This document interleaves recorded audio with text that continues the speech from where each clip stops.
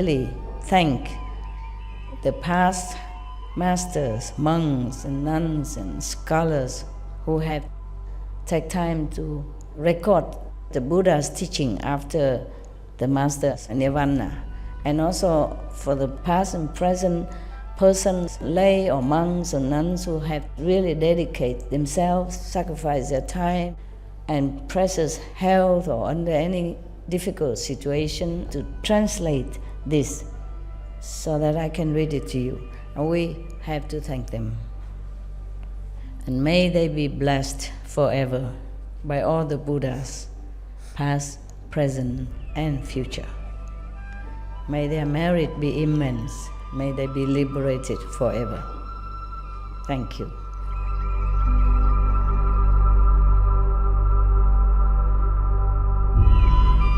According to Buddhism and the believer and the tradition, when you read sutra and all that, you have to put on incense, flower, and bow to the sutra first and thank all the Buddhas and Bodhisattvas in 10 directions, all respectfully, before you read it, okay? And then you cover the sutra also with silk or, beautiful cloth, and I just make it more popular. Yeah, more easy, simple. And I apologize to all the Buddha. I say if I done something wrong, according to the tradition, my heart is full of respect. It's just that I cannot always do that. So please, all the sin, whatever I've done wrong, is all on me. At least other people, they hear the names of the Buddha, according to the sutta, they will get benefit. Yes.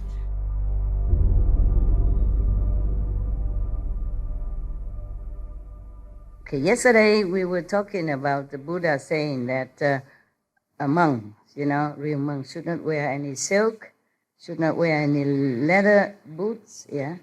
In his time already had boots, silk, and furs, you say it here, yeah? Okay, camera, zoom in so that they know I'm telling the truth. Zoom, zoom, zoom, zoom. You see this one, this part, yeah? Buddha said everything here, okay? All right. Yeah. Buddha said so many things in here that could offend many people, offend many businesses, just like I do. Maybe that's why some people say, this is not a Buddhist sutra. It's not Buddha who said that. Nonsense. If Buddha didn't say that, who said that? Huh? I wasn't there. Was I? No, we were not there to tell people, be veg, go green, nothing. It was the Buddha who said this. That's why I said to the team, put the Buddha vegan, not vegetarian. Vegan. Was a lot of Jainism. Mahavira, he was also vegan.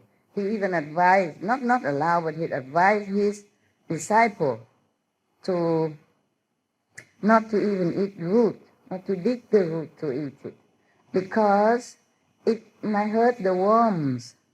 The worms in the ground.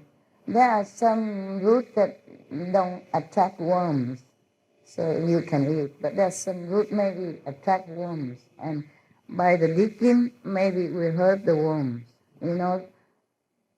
All the masters are so compassionate like that. Yeah. Are you Hindu or sister? Hindu, right? Yes. Hinduism also emphasizes ahimsa in any form at all. Yeah? Not to talk about going to war or killing animals, to each other, to insects, to everyone. Now, Buddha is no exception. The Lord Mahavira is no exception. So, not wear silk, not wear leather boots, not wear furs, not wear down. From the birds, the geese, young feather, yeah? Yes. Originally, I thought only when the feather fall down naturally, but maybe by the demand of the industry and the people, maybe they pluck, especially the little chicks. They care nothing. Chicken, if it's a male, meaning no more, cannot produce eggs, they just throw them in a drain and then just grind them and then die. Oh, I cannot sleep for many nights thinking of this poor chicken. Oh, God. Yeah. Okay. So you don't even consume milk. I mean, the monks, the Buddha talking to the monks now. Not even cream. Cream is from the milk, yeah? Not that kind of cream. Not soya cream or soya milk that we are using nowadays, because it's vegan, it's okay. And then butter, non-vegan butter, is made from milk. You know that, right? Yeah, in the old time. They churn the milk, make into butter and cheese. Yeah. But in the old time, even then, the Buddha was already very strict. Yeah. In the old time, they don't have this kind of industrialized animal farm. They don't confine them into little cage until they could move no more and all that. And still the Buddha said no. Not to talk about nowadays, they just abuse them and force them until they could not walk, they could not stand no more. This is really cruelty at the utmost. So no butter even. Then this person who avoid all this will really transcend this world. Okay.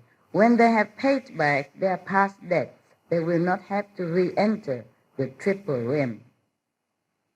Oh, for avoiding this, you will not enter the three realms, meaning hell, hungry ghosts, and born as animals.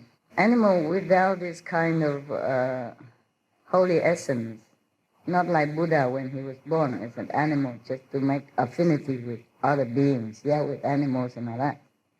Also, astral being is another three realms of existence, which is the low heaven beings, the humans, and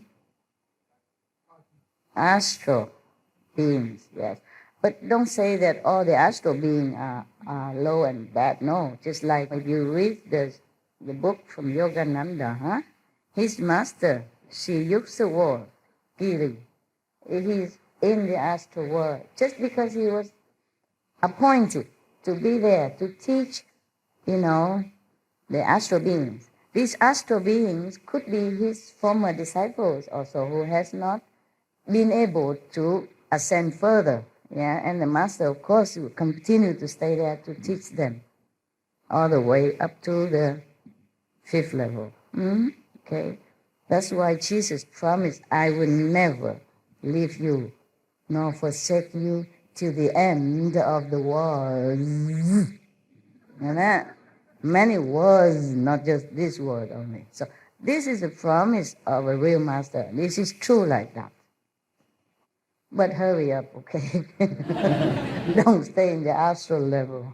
And thinking, master will come and take me anyway. It could take long, long eons. And you see other brother and sister on other religious group passing by you with flying color, and you're sitting in the astral world and thinking, when will I get up there? When? When? When? It's just like here. If here you don't practice diligently, you go up there, it's the same. If you don't practice diligently, then just staying there. It's like when we study in the class and we are lagging behind. And if you're lagging too long, then maybe you have to be recycled again so that you become human or others, so that you can continue to learn, maybe with other masters if you're lucky. You have enough merit. It depends on what you want, really. All right. So now, being a vegan, avoiding all animal byproducts, doesn't give you complete liberation. The Buddha said only he will transcend this world, not S world, and with a D. Okay? Meaning, you be able to avoid the hell, the being hungry ghosts, or be reborn again as animals, like domestic animal, working very hard. I told you the story about a soul who was born in different animals, and when he was born as a horse, he also fed up. He tried to kill himself. Remember all that? No, I don't think you do. It's a long time already. If you have to listen to all my lecture, I think you will grow old. It's a big bad here. All right. He tried to kill himself as when he was animals, different animals, but he never succeeded. Even if he succeeded, he was born again in another animal and then tried to kill himself. But no use. Your karma have to last until the time's up, having mastered or not. Even the Buddha, he mentioned here, maybe later. Yeah, not here. After, we have more to come. You see that? You see how long it lasts here? Huh? You see how much I have to study, do my homework for you? And before that, I do homework before that also, to check out anything else. And then I keep reading and I lost the pages. Oh, I just keep looking again. Where is that demons? Where is the demons? Because the Buddha was talking about demons. Understand that possessed practitioners when he or she not vigilant enough, okay? And then I lost the page because I keep reading, and then I forgot, and then something, or maybe dogs barking, or somebody bugged me, somebody or something, and I forgot what I come back to keep looking many hours until I find it. There's no index here so that you cannot find where is what. Oh my God. A lot of fun, eh? For you. Very funny. The Buddha also asked them, why? Is it because when one wears something taken from living creature, one creates condition with it? Just as when people eat the 100 grains, their feet cannot leave the earth, the ground. Meaning, in the beginning, why Buddha say this?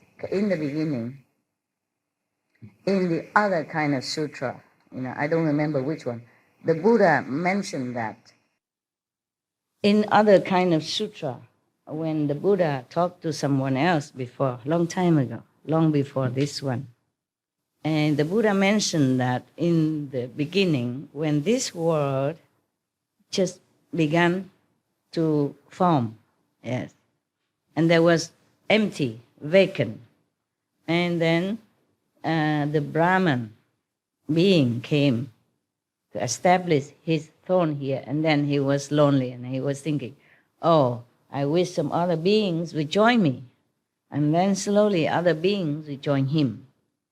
In the beginning of that primordial time of our world, these beings, they don't need to eat anything. These beings, they don't eat anything because they came from the third world or second world, yeah?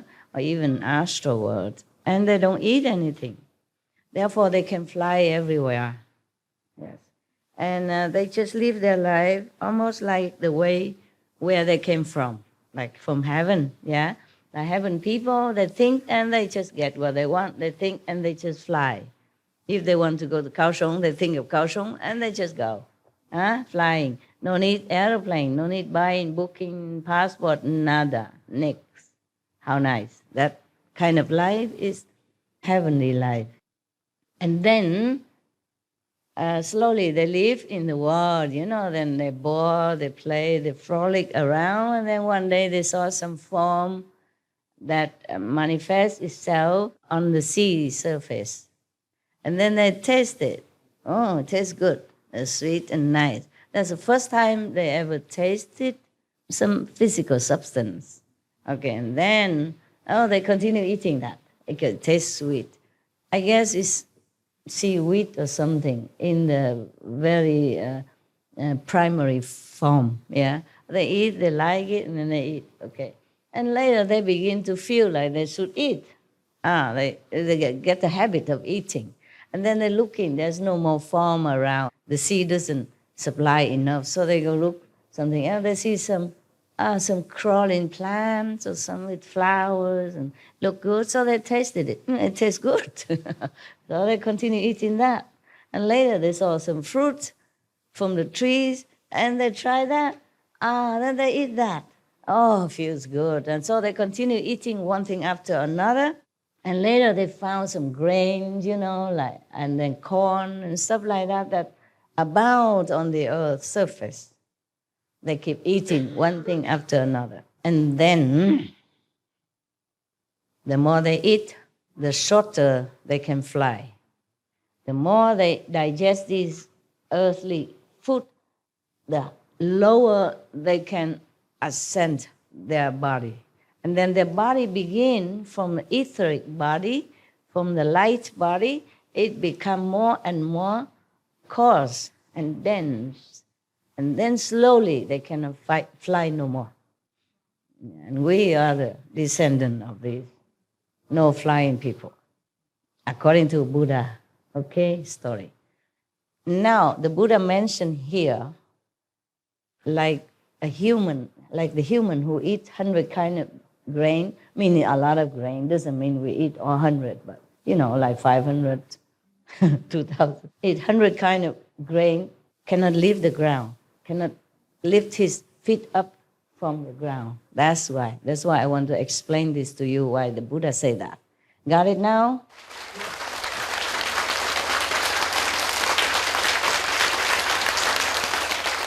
And then it doesn't end there. After that, they eat the grain, yeah? And in the beginning, the grain is a big, huge kind of round thing. Like, okay, the rice, for example, a grain of rice is as big as, I don't know, maybe a few meters circumference, round like that. And then at the time, whoever needs to eat, that grain will just roll and roll to the door of that person. But later, they keep eating too much and the grain becomes smaller and smaller. Maybe the marriage has diminished, until smaller size. And they become more and more human, earthling-like. So the grain becomes smaller, so they will use it and then it scatters on the ground and they grow into smaller grain, yeah? But nevertheless, they grow a lot. So more than enough for everybody. And they grow other things, like fruit, vegetable, fragrant herbs, all that, okay. Everyone, they grow on the field. Everyone wants it. They just go out and get as much as you need, okay? Tomorrow, go get again. And then slowly, their form change from like a genderless, becomes, they are different. Depends on how much you eat. The more our ancestors eat, the less beautiful they became. And then their form change. Depends on what they eat or how much they eat. They change into men and women. And then it becomes the desire be born out of these the different shapes. And then they begin to do things to each other. And then everybody else who doesn't do it yet point at them, say, how can they do that to each other? We're brother and sister. Oh, that's very bad, very bad. And they begin to then hide themselves. They start to have to find some place to hide. Then they start to live in cave and all that. And there's not enough cave then as people begin to desire each other and try to couple with each other. And then so they build houses, and then they need land, and then they begin to possess, this land is mine, and then put fence around it. And then later, because they are too busy with each other, men and women, they're lazy. They don't want to go out into the field where the food were growing for them. So they don't want to go every day to get it, yeah? And then so they go out and take a lot to their home at one time. So they don't have to keep going out again. And therefore it becomes food shortage. Yeah, and then they begin more and more trouble, conflict and fighting, and then possessive. And then begin to say, this piece of fruit land is mine, that is mine also. I harvested yesterday, today will be mine again, next week, next month, next year, all mine. And then it's begin the trouble, fighting, competing. And then the government are born. Because somebody has to interfere with all this fighting and arguing and quarreling. Okay, and then you have police, and then you have army, and then etc., etc. And we inherit all this until now. So, now you know. Thank you.